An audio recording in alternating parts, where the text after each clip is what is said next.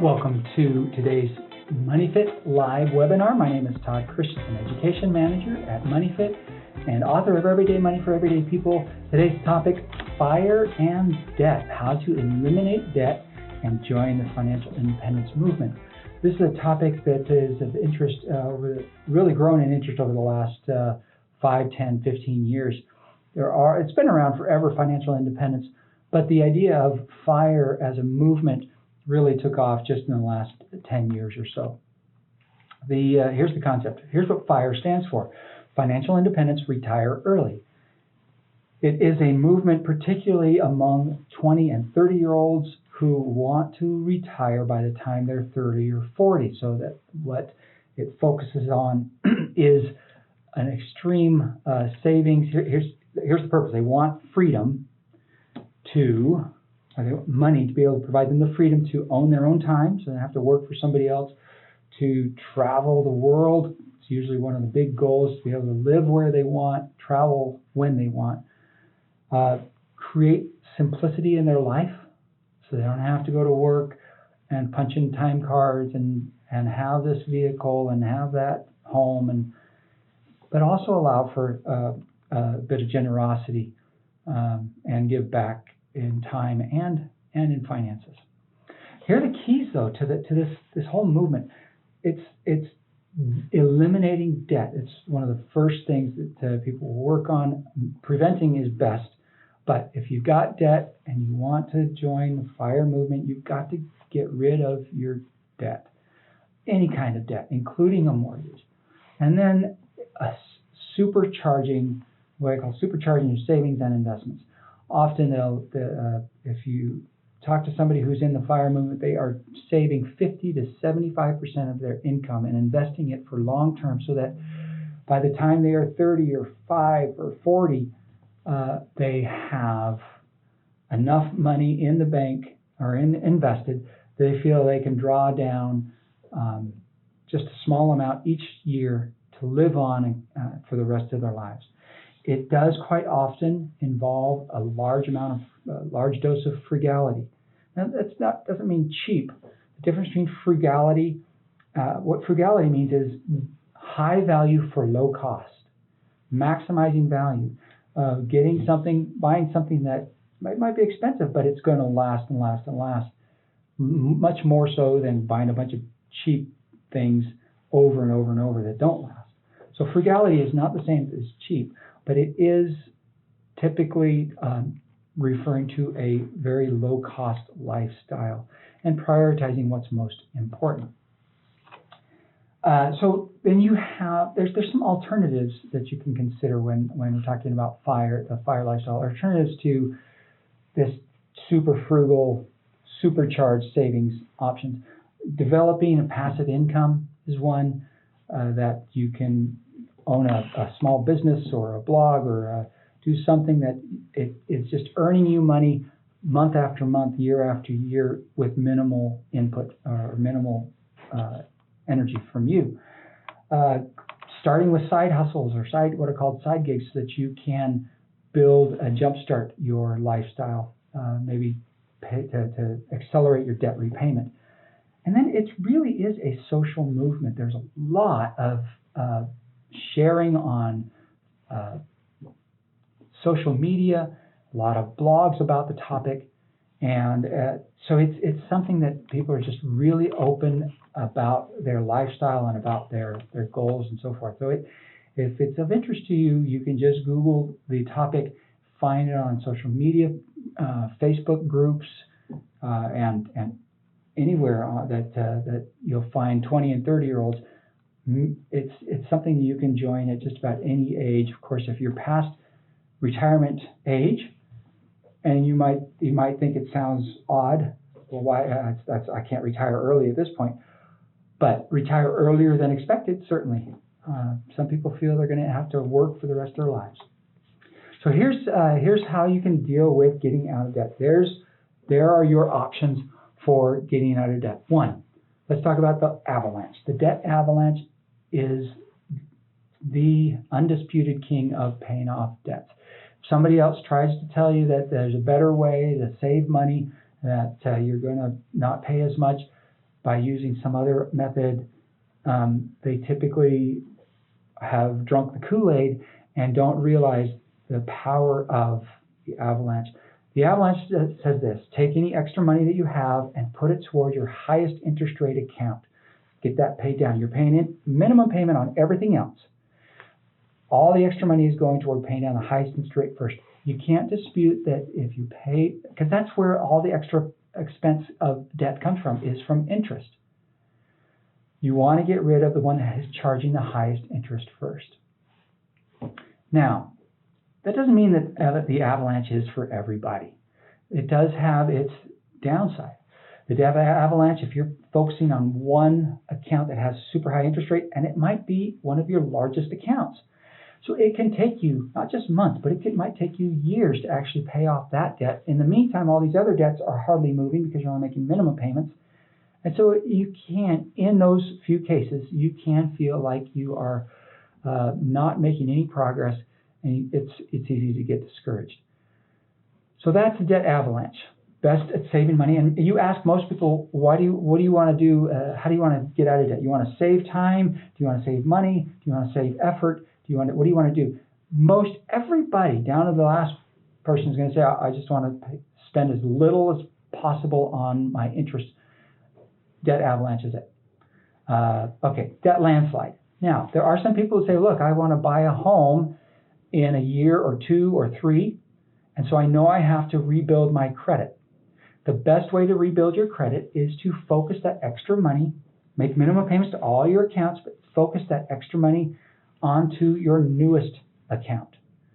Because based on the codes, the FICO scoring codes, credit scoring codes, activity on new accounts will have a greater impact than activity on older accounts. So focus on paying down your newest account first. Once that's paid off, then you move that payment to the next newest account. And then once that's paid off, you move it to the next until you're all done and you paid the oldest account last. So that's how you rebuild your credit fastest. Then comes the ever popular snowball, which has been around for a long, long time, long before radio talk show hosts have latched onto it and promoted it as their own. The snowball is where you take any extra money, you pay minimum payments to all your accounts, and you take the extra money and you put it toward the smallest balance first. Why would you do that? Because some people feel they need to see progress in a hurry. I can understand that. If you're struggling, if you've been making minimum payments to all your debts forever and you just feel like you're not getting anywhere, that quick, early, easy win can give you some extra motivation to stick with it. If you feel that that's the way to go, that's fine. Do that. But just do it until you get that win. Once you get that first win, now you have wind in your sails and you're ready to go. And you don't need to continue spending money on this high interest rate over here just because you've been told this is the only way to go. Now, use the snowball, pay down your first debt, pay it off, and then move toward the avalanche or the landslide based on what your actual goals are. If you stick with the debt snowball, most people end up spending thousands and thousands of dollars more in interest than they need to. Do you want extra $1,000 going out to a creditor, or do you want to keep it in your own pocket? And it usually takes several months, if not years longer, typically 2, 3, 4, 5 months longer to pay off than if you were to use the avalanche method. All right, those are the 4 do-it-yourself debt repayment methods that will get you out of debt on your own, DIY, if you have some extra cash to put toward those debts. What if, you say, I'm making minimum payments and that's all I can do. I can't do anything. I can't come up with extra cash. I don't have any. So that's where we developed the debt cascade. It's also a do-it-yourself. You identify what are my minimum payments this month that I am just barely getting by on. Okay, if that's where you have to start, that's where we meet you. You take those minimum payments and you fix them for the rest of your debt career. As long as you have debt, You're never going to pay less than what the minimum payments are that month that you start. You've already said, I am just getting by, I'm making these payments, but nothing else. Great. Start there. Next month, your credit card and retail accounts are going to ask for less and less. And by the way, all these accounts, all these methods assume that you are going to stop using your credit cards and store cards for making purchases, that you're going to go with cash or debit card. Cash best, because you'll spend, even with debit cards, you spend about 12 to 15% more than you would with cash. But this debt cascade, here's my new level, this is my level pay. I'll call it level pay. Next month, they're going to ask for a little less. You stick with the amount that you started with. And so you're going to now have a couple extra dollars to send to your creditors. You can send it to whichever creditor you want early on, or you can decide, am I going to go the avalanche, or am I going to the landslide, or the debt snowball? After about 4 or 5 months, you might have $20, $30, $40, $50 less a month that they're asking for than what you were originally sending. Now you have an amount that you can really start to kick in and make a difference with. So start with the cascade. If that's where you have to start with the cascade. Take this month's monthly payments, set those as your new monthly payment. No matter what, you're not going to send any less, even if they're asking for less. Now, after that cascade, anything after that, you're going to be turning to a third party. It could be nonprofit, the debt management program through a credit counseling agency like MoneyFit. There's my disclaimer. Or there are some for-profit companies that might show you how to do the budgeting and things like that. What a debt management program offers is to work with your creditors directly to lower your interest rates so that your monthly payments are more affordable. It basically sets a new monthly payment like a debt cascade, and every month you're making that payment automatically. It's usually a consolidated once a month payment rather than paying each individually. That debt management company then turns around and disperses your payment to all your different creditors, and you're out of debt in 5 years or less. And there is the FICO has said that they do not include participation in a credit counseling program in their scoring model. Your accounts do close. That may have an indirect effect on your credit, but your accounts are closed. You can't use them again. And we highly recommend you don't get in any more debt while you're on the program or even after the program. Of course, the whole goal is to get you out of debt, not to let you start opening up other accounts while you're in the program. So that's debt management through a credit counseling agency. You pay 100% of the debt that you owe at lower interest rates and more affordable monthly payments. Some people then might, if that doesn't work for them, some people might try and turn to a debt settlement. And these are the companies that are advertising late at night on the radio and TV that say things, make promises like, hey, if you owe $10,000 or more on your credit card debts, we can get you out of half of what you owe. They're appealing to the basis part of our nature where we say, hey, let's stick it to the credit card companies. Yeah, I owe all this money and it's unfair that they're charging me interest. Well, the reality is we got ourselves into that debt. We want to pay it off. Debt settlement companies are trying to tell us, hey, you don't have to pay it off. You do if you want to keep your credit in decent shape. You do if you don't want to open yourself up to debt, a lawsuit in court. Here's what happens, unfortunately, in many cases, people will work with the debt settlement company. They'll say, don't send any more payments to them because after you pay us for a year or two, we will then approach them with a big, huge chunk of change and will force them to accept half of what you owe. The problem is, in the meantime, where you're not paying them, what are they going to do? They either have to sell it to a collection agency or they can take you to court, sue you, and start garnishing your wages, which is very common. So highly recommend that if you do go debt settlement, make sure that you know the company you're working with. It's really ideal. You can do that on your own. You can settle your debts by yourself. If you already have, let's say you get a tax refund, you already have a big chunk of change. It won't pay off all your debts, but maybe you can approach an old debt that just is hanging around and you're trying to get rid of it and you don't care about your credit anymore because debt settlement does trash your credit for 7 years. It might be an option, but generally we recommend you think twice and 3 times and 4 times about even considering it. Same thing with bankruptcy, but it is there for a purpose. Bankruptcy is the last option to deal with debts and creditors that are threatening you with loss of property. Foreclosures. If you are in danger of losing your home because you haven't been able to keep up on your monthly payments, well, you might be able to work out directly with the creditor a new payment. You might be able to negotiate with them to give you a couple of months to get caught back up. Depends on the creditor and depends on the situation. Generally, though, if you file for bankruptcy, sometimes you can also, it kind of puts the creditor, puts you in a better position to negotiate staying in the home and reaffirming or getting that loan started over again so that you can pay it as agreed, maybe getting rid of the stopping all those fees or putting them on the end of the loan so that you can stay in your home.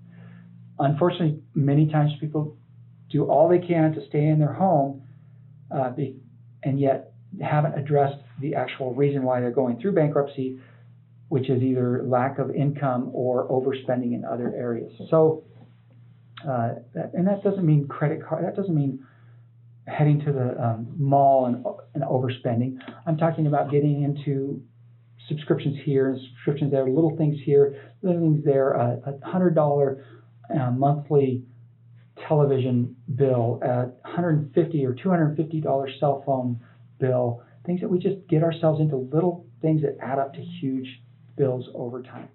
But bankruptcy is there for a reason. It helps protect you and your assets from the creditors. Your assets mostly being your home, if you're a homeowner, sometimes a vehicle if you might be able to keep a vehicle through bankruptcy, and certainly your income. If you are being threatened by, have been sued and now are dealing with or being threatened with wage garnishments, bankruptcy, other than paying off as agreed, bankruptcy may be your next and best option. Then, once you get out of debt, I'm going to say you can redirect those payments that you were sending to your creditors, redirect it to your savings and investments. So you can join this financial independent movement. Now, I say that with a caveat. Really what you should be doing is you should be saving something every month. Even if it's $1 a month, $5 a month, $50 a month, put something every month into savings. It's a commitment. Savings is a commitment. It's not an amount. If you can get money into your savings account every month, yes, you're paying a lot more interest over here on debts than you are earning on your savings. But once you get those paid off, savings will just continue. And you can just redirect it, and it makes total sense. If you're not saving, you pay off all your debts, it's so much more tempting to take that money that you were sending off to your creditors and look for somewhere else to spend it. Because you're not in a savings mode, you're in spending mode. You're just repaying spending. So get into the savings mode right up front, even while you're paying off your debts. And then once you pay off all these debts, take all that payment that you were sending off every month to those creditors, redirect it to your savings, to your long-term investments, so that you can build and strengthen your financial independence. There you go, debt and the FIRE movement. If you've learned something of benefit or you like the video, please click the like button below. Subscribe to our YouTube channel so we can let you know of other webinars coming up. And YouTube can use that information to get it to other people who are looking for similar information. If you would like a certificate, please go to moneyfit.org/live. You'll find a link to certificates of completion. You'll put in your name how you want it on the certificate. You will put in your email address where you want it sent. You'll choose FIRE and debt from December 2020 as the topic or the presentation webinar name, and you'll enter in this passcode, FIRE debt. No spaces, no dashes, no dots, no capital letters, all lowercase, FIRE debt, FIREDEBT. Click submit. Certificate will be in your inbox within a matter of a minute or less.